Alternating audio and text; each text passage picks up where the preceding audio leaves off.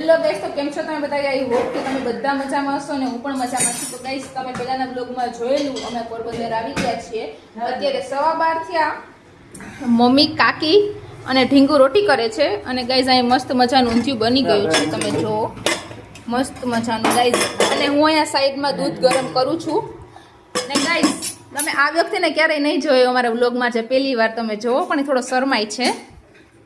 ને ગાઈસ, અમારો કલેજો જોવો, ફ્રી ફાયર જ રમે રાખે જો. અને ગાઈઝ અહીંયા સલાડ ને એવું બધું બની ગયું છે જો.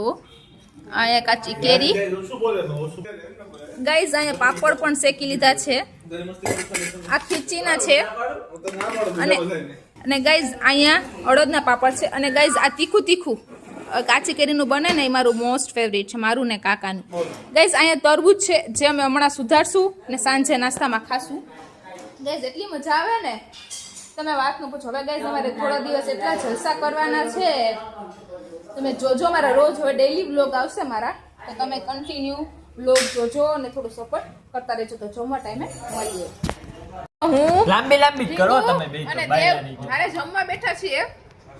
કાકી અને કેવલ ઉપર બેઠા છે, મમ્મી અહીંયા છે, ડેડી અહીંયા છે અને કાકાએ જમી લીધું છે. તો ગાઈઝ અમે થોડું અડધું જમી લીધું, પછી યાદ આવ્યું કે વ્લોગ પણ લેવાનો છે. બસ ગાઈઝ આવું ચાલે છે. હવે